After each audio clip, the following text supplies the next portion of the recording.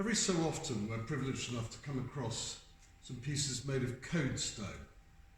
Codestone was a manufactory started in Lambeth in 1769 by the redoubtable Mrs. Eleanor Coade. Very, very unusual in Georgian times to have a lady businessman. But she ran a very successful company, basically manufacturing what she described as an artificial stone, which was a clay-based material, in other words, fired in a kiln.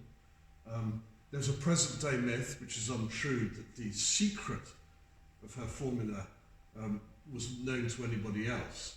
But basically, it was a mixture of clay mixed with ground glass and flint, form a grog, which could actually be then put into moulds and multiple pieces produced.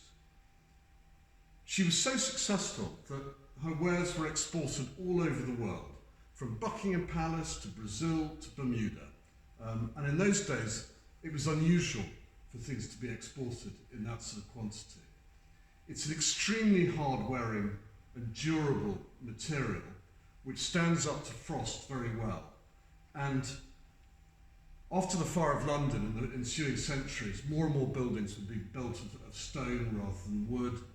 And this clay-based material formed quite a useful substitute, and a cheaper substitute in many ways than stone, as well as producing a range of ornaments for both inside and outside the house in the form of statuary, urns. She also did a number of architectural commissions and many buildings in London, keystones in Harley Street, for an example, can still be seen today. She also took on individual commissions, and this is one of 10 virtually identical plaques which have been consigned to us and made by the redoubtable Mrs. Coade. And on the underneath of them, it's stamped COADE'S Lithodipyra, which basically means stone twice fired in Greek. It's a name that she made up, and she was brilliant because this was an early marketing ploy to expand the virtues of this extremely durable material. So what does it actually depict? Well, the actual story starts over 450 years ago with a wealthy Southwark brewer called Henry Leake, who in 1571 in his will had left £8 a year to set up a free school for the children in Surrey of Queen Elizabeth's, for the parishioners of St Olave. And she was obviously commissioned to make these plaques, and on it we've got 1571, and then St Ol, which stands for St Olave's. And until recently, I don't think anybody really knew where she took her inspiration. But in fact, it was from the official school of the seal of the school, the circular seal, in which you could see this seated schoolmaster with these rather grown-up looking children receiving their education. To those of us who are interested in codestone, the real doyen of codestone was Alison Kelly, who nearly 30 years ago produced her book, a seminal work called Mrs. Codestone. We knew Alison. She died only a few years ago at the grand old age of 103.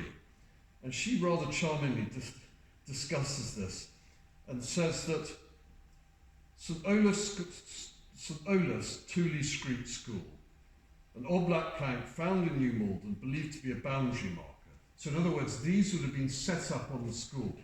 It moved a number of times from its original location, which was actually in the City of London in Tooley Street. And this particular one dates to around about the 1780s or 1790s, when they were in another building. And the reason we know that is that being stamped COADE'S Lithodipyra only happened for a period of about 15 or 20 years in the 1780s and 1790s.